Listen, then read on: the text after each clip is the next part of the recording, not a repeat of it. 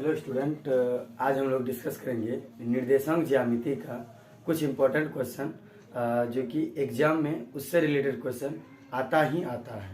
तो चलिए सबसे पहले हम लोग एक नंबर क्वेश्चन को देखते हैं। एक नंबर क्वेश्चन में है यहाँ पे हम नोट्स बनाए हुए हैं जिसमें से इम्पोर्टेंट क्वेश्चन है बिंदुओं ए जो कि -5 और 7 है एवं बिंदु बी जो है वो -1 और 3 है, -3।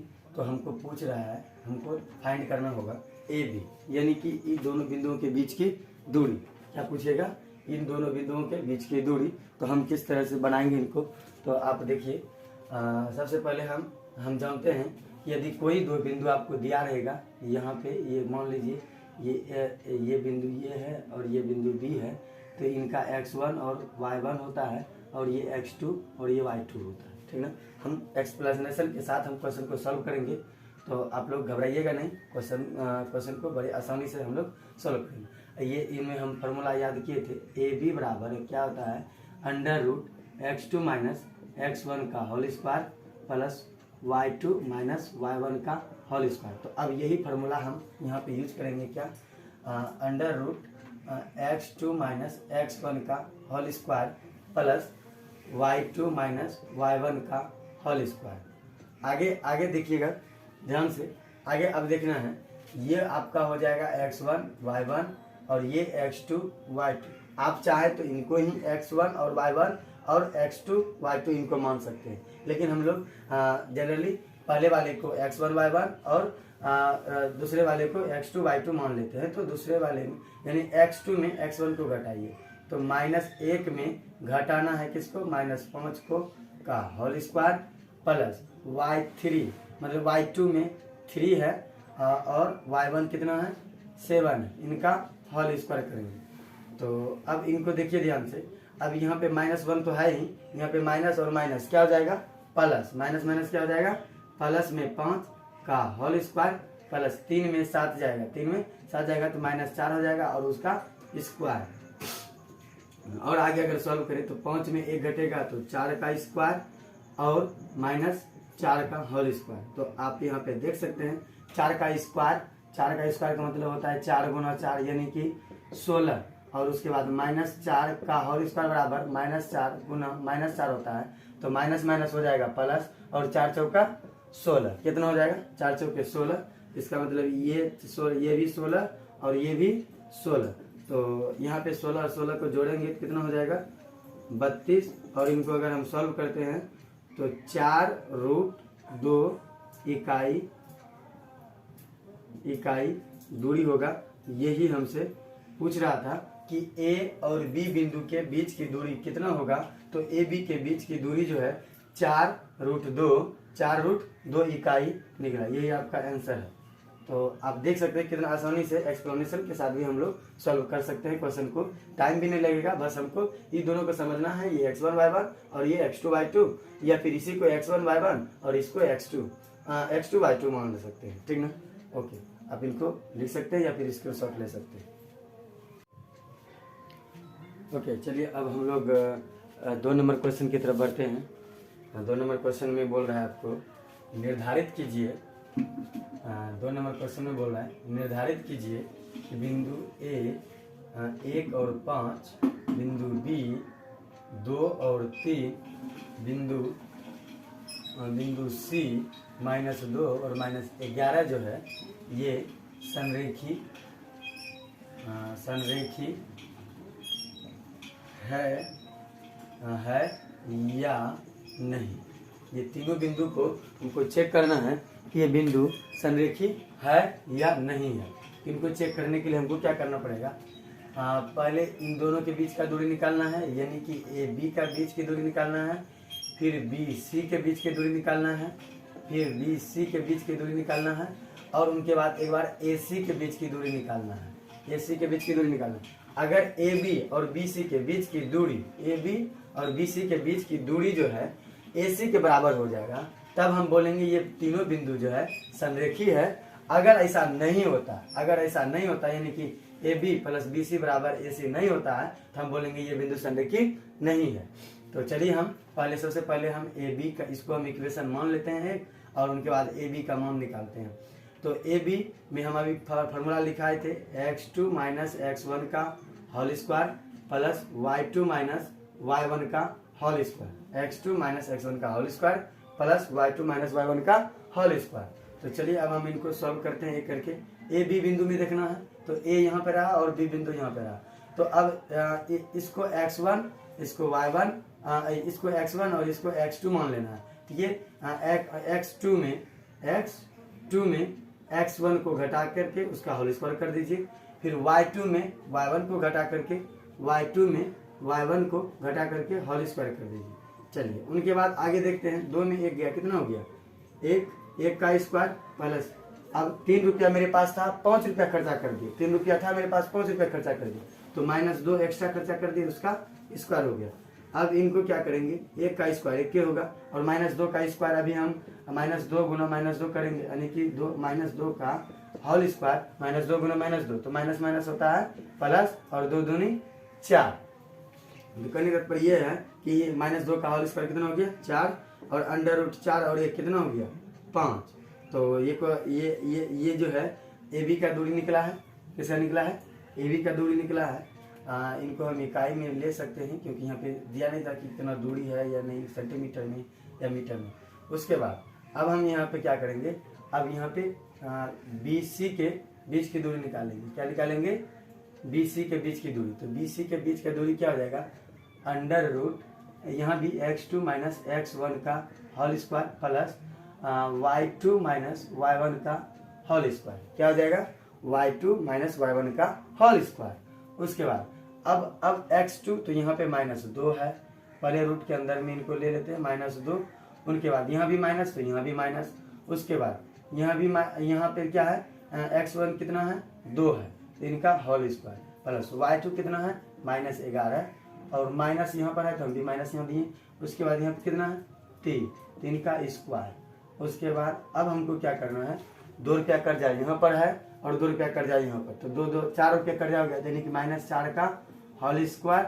उसके बाद -11 और -3 यानी कि 11 रुपया कर्जा यहाँ पर, 3 रुपया कर्जा यहाँ पर तो कितना कर्जा हो गया 14 रुपया कर्जा हो गया यानी कि -14 का स्क्वायर।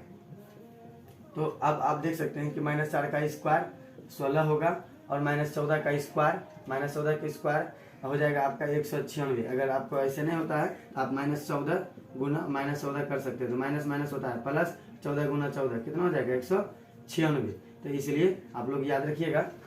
हो गया ये आपका, देखिए कितना हो जाएगा 6 6 12 2 बाकी 1 और 9 1 10 1 11 1 बाकी 1 और 1 1 2 यानी कि 212 इकाई √ में √ 212 इकाई जो है ये BC की दूरी निकला। कितना निकला? BC की दूरी। अब हम चेक करेंगे AC का दूरी निकाल करके। क्या करेंगे? AC का दूरी निकालेंगे। तो यानी कि पहले सबसे पहले AB, BC और AC का तीनों का अलग अलग दूरी निकाल लेंगे। उनके बाद इस इक्वेशन में आकर के मान रखेंगे तो देखेंगे अगर ये मतलब ये दोनों बराबर हो जाता है तो बिंदु संरेखीय है, अगर ये दोनों बराबर नहीं होता तो बिंदु संरेखीय नहीं है। ओके, तो चलिए हम AC का दूरी निकालते हैं। तो AC का भी फॉर्मूला वही होगा x2 माइनस x1 का whole square plus y2 minus y1 का होल स्क्वायर। तो अब उनके बाद अब देखिए ध्यान से, अब यहाँ पे x2 तो x2 क्या है, अब देखिए A और C में लेना है, A और C। तो AC में यहाँ पे देखिए -2 जो है ये जो है x2 है और यहाँ पे x1 का होल स्क्वायर प्लस y2 कितना है -11 और यहाँ पर माइनस है तो यहाँ भी हम माइनस दिए और y1 कितना है 5 का होल स्क्वायर। उसके बाद अब देखिएगा ध्यान से, अब 2 रुपया कर जाए यहाँ पर, 1 रुपया कर जाए यहाँ पर, 2 और 1 3 यानी कि -3 का होल स्क्वायर। 11 रुपया कर जाए यहाँ पर, 5 रुपया कर जाए यहाँ पर तो 11 और 5 कितना हो गया 16 तो -16 का होल स्क्वायर।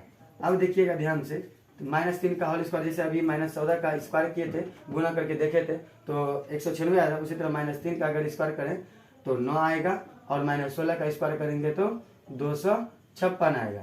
और इनको अगर हम देखें इन दोनों का जोड़े तो 9 6 15 के 5 बाकी 9 6 15 5 की 1 5 5 1 6 और इधर 2, यानी कि कितना हो गया ये AC जो निकला वो मेरा निकला कितना √265 इकाई। ठीक, अब इसके बाद जो है अब हमको क्या करना है, आप लोग इधर से लिखिएगा फिर इधर लिखिएगा और तब जा करके यहाँ पे लिखिएगा। यहाँ पे जो हम लिख रहे हैं देखिएगा ध्यान से, तो हम यहाँ पे लिखेंगे समीकरण फर्स्ट में AB BC एवं AC का मान रखने पर, तो AB प्लस BC बराबर क्या आ जाएगा AC, तो यानी AB का मान कितना निकाले हैं √5 प्लस BC का मान कितना निकाले हैं √212 बराबर में AC कितना है √265।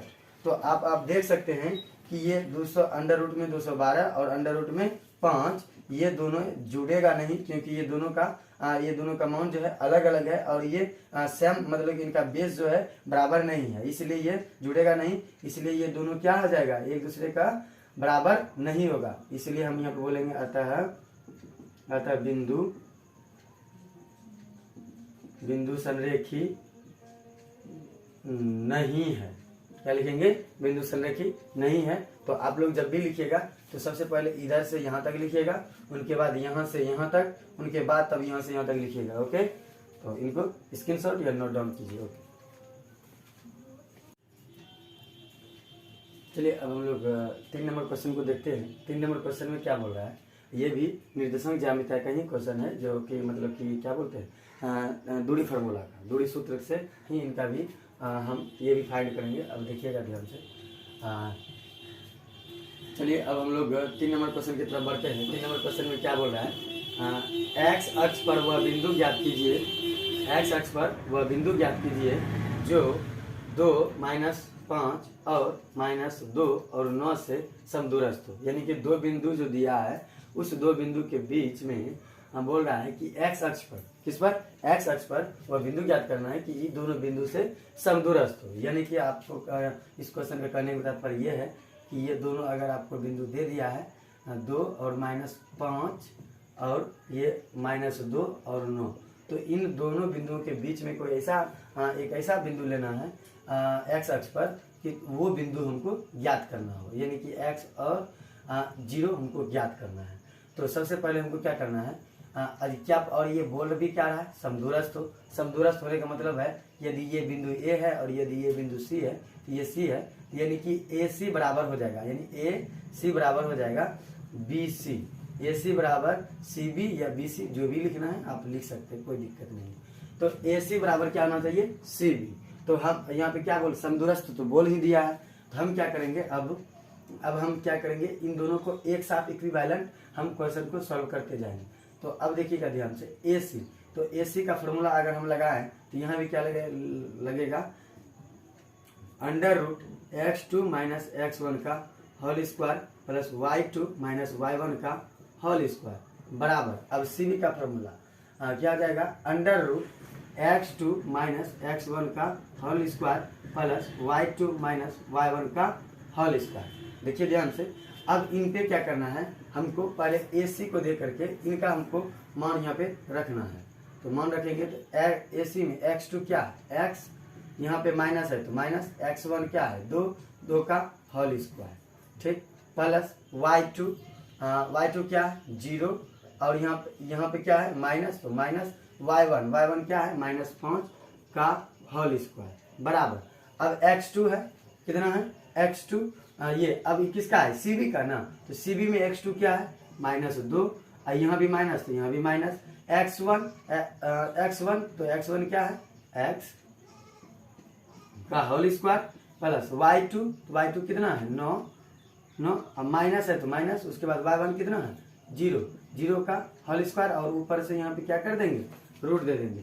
तो अब ध्यान से देखना, हम क्या करते हैं कि एक स्टेप और आगे बढ़ते हैं, x -2 का होल स्क्वायर, x -2 का होल स्क्वायर, अब प्लस में यहाँ पे माइनस, यहाँ भी माइनस, यहाँ भी माइनस, तो माइनस माइनस क्या हो जाएगा प्लस, और प्लस 0 में 5 को जोड़ेंगे या घटाएंगे तो कोई फर्क नहीं पड़ेगा। तो यहाँ पे क्या करेंगे हम 5 का होल स्क्वायर कर देंगे। क्या करेंगे ध्यान से देखना, ये मतलब 5 में 0 को जोड़ें या घटाएं कोई फर्क नहीं पड़ता है। उसके बाद अब देखो ध्यान से, इधर हम क्या करते हैं, इधर हम जो है इस -2 और -x को जैसे है वैसे रहने दो, कोई दिक्कत नहीं। क्या होल स्क्वायर प्लस यहाँ 9 में 0 गया तो क्या हो जाएगा 9 का होल स्क्वायर। अब आगे हम क्या करते हैं कि दोनों तरफ वर्ग कर देते हैं, दोनों तरफ वर्ग करने पर, दोनों तरफ वर्ग करने पर, दोनों तरफ क्या करने पर वर्ग करने पर, अगर हम दोनों तरफ वर्ग कर देते हैं तो x - 2 का होल स्क्वायर प्लस 5 का होल स्क्वायर बराबर इसका स्क्वायर करना है, यानी वर्ग मतलब स्क्वायर होता है। उसके बाद √-2 -x का होल स्क्वायर प्लस 9 का होल स्क्वायर का भी हम क्या कर देंगे स्क्वायर, यानी कि वर्ग कर देंगे। और जैसे ही इतना किए, इतना करेंगे, इतना करने के बाद मेरे पास जो है सिर्फ आएगा x - 2 का होल स्क्वायर प्लस 5 का स्क्वायर बराबर में ये रूट खत्म हो जाएगा, बचेगा -2 -x का होल स्क्वायर प्लस 9 का स्क्वायर, ये बचेगा। इधर से भी रूट खत्म, इधर से भी रूट खत्म। अब रूट खत्म होने के बाद अब यहाँ पे a - b का होल स्क्वायर लगेगा फार्मूला, और यहाँ भी a - b का होल स्क्वायर वाला फार्मूला लगेगा। तो हम क्या करते हैं यहाँ पे फार्मूला लिखते हैं। तो a - b का होल स्क्वायर बराबर क्या होता है, a का स्क्वायर प्लस b का स्क्वायर -2xb -2x इंटू 2 होगा। तो यहाँ पे हम ये कर लिए। उसके बाद प्लस में 5 का स्क्वायर कितना हो जाएगा 25।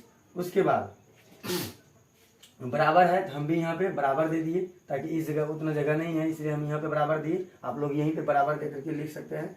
और यहाँ पे ये क्या है, अब ये यहाँ भी a - b का होल स्क्वायर है, तो यहाँ भी हम लिखेंगे -2 का होल स्क्वायर प्लस x का स्क्वायर -2 इंटू x और माइनस में 2 का 2। और उसके बाद यहाँ पे प्लस में क्या है 9, यहाँ पे प्लस है तो प्लस में क्या है 9 का स्क्वायर कितना हो जाएगा 81, कितना हो जाएगा 81। तो चलिए अब हम आगे इनको सॉल्व करते हैं। तो यहाँ हो जाएगा x स्क्वायर प्लस 2 का स्क्वायर हो जाएगा 4 माइनस 2 दूनी कितना हो गया 4x प्लस में कितना है 25 बराबर में -2 का स्क्वायर 4 प्लस में हो जाएगा x स्क्वायर।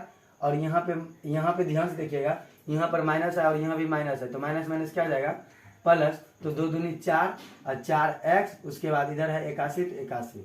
ठीक, अब ध्यान से देखिए, ये इधर x स्क्वायर है और इधर भी x स्क्वायर है, इधर भी प्लस में इधर भी प्लस में, तो ये इधर जाए या ये इधर जाए तो माइनस में जाएगा, यानी कि x स्क्वायर खत्म हो जाएगा। फिर यहाँ पे ध्यान से देखिए, यहाँ भी प्लस में 4 है, यहाँ भी प्लस में 4 है, तो ये इधर आए या ये इधर जाए तो ये दोनों एक दूसरे से क्या हो जाएगा कैंसिल हो जाएगा। उसके बाद अब यहाँ पे 4x माइनस में है, यहाँ पे प्लस में, तो ये उधर जाएगा, ये उधर जाएगा तो प्लस में हो जाएगा, या फिर ये इधर आएगा तो माइनस में हो जाएगा। तो यहाँ पे हम पहले क्या करते हैं -4x इधर है, ये है तो इसी को इधर ला लेते हैं, तो ये प्लस में इधर आके क्या आ जाएगा माइनस में 4x बराबर, इधर ऑलरेडी इधर कितना है 81 और इधर प्लस में जो 25 है इसको इधर भेज देते हैं, तो ये क्या आ जाएगा माइनस में, किस में चला जाएगा माइनस में।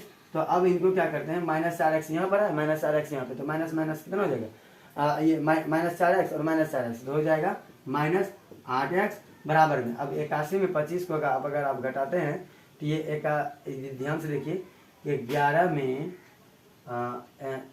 में पहुंच जाएगा 6 बचेगा, और यहाँ पर ये हो जाएगा आपका 7 और 7 में 2 जाएगा, कितना बचा 5, यानी कि कितना हो गया 56, कितना हो गया 56। अब हमको मान किसका निकालना है x का, इसका मान निकालना है x का।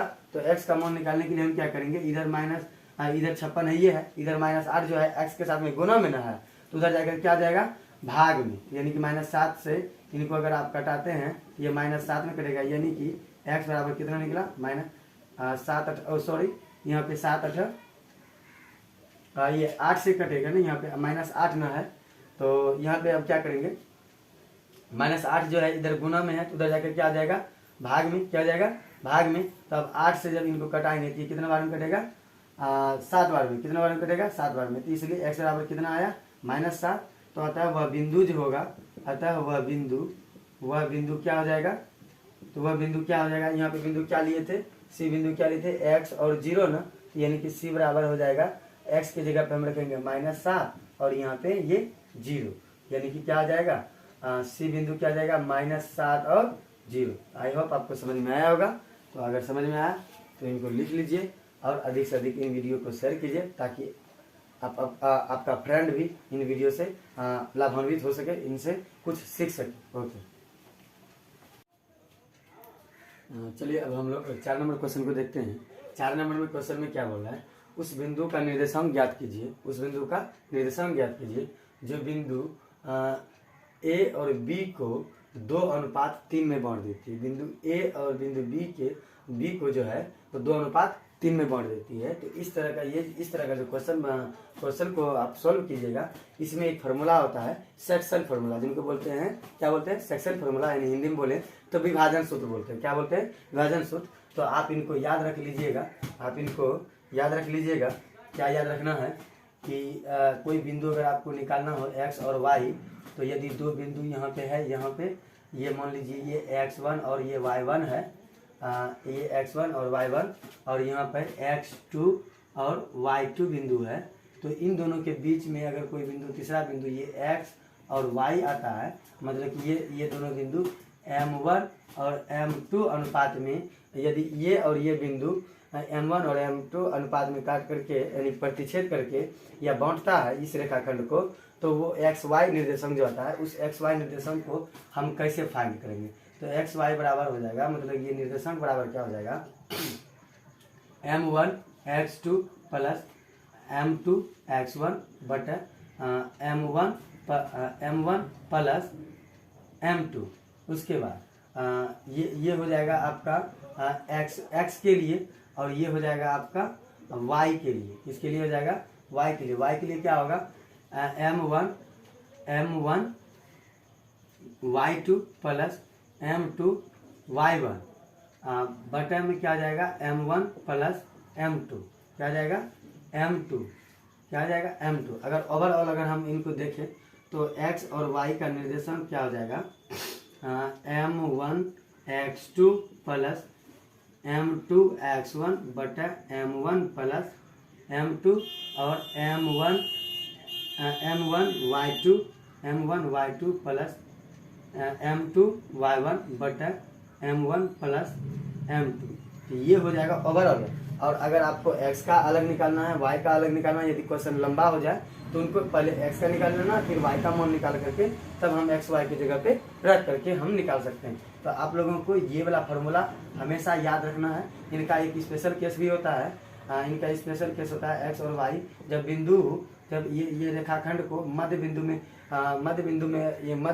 में अनुपात में यानी कि बीचों बीच इनको बांट देती है, तो उनका होता है x1 प्लस x2 बटा 2 और y1 प्लस y2 बटा 2। तो ये भी स्पेशल केस है। इनको जो है आप ये फार्मूला आपको ऑब्जेक्टिव देखने के लिए मिलेगा। बोलेगा कि अगर मूल बिंदु और कोई बिंदु आपको दिया रहेगा, उस बिंदु के बीच का बिंदु अगर आपको निकालना हो तो आप इस बिंदु मतलब इस फार्मूले से आप निकाल सकते हैं। ओके, तो चलिए हम लोग इस क्वेश्चन को सॉल्व करते हैं।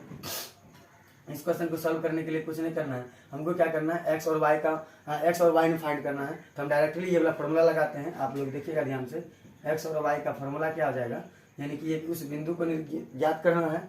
तो ये बिंदु को ज्ञात करने के लिए हमको फार्मूला यहाँ पर हम लिखे हुए हैं, आप लोग मेरे साथ रिपीट कीजिएगा।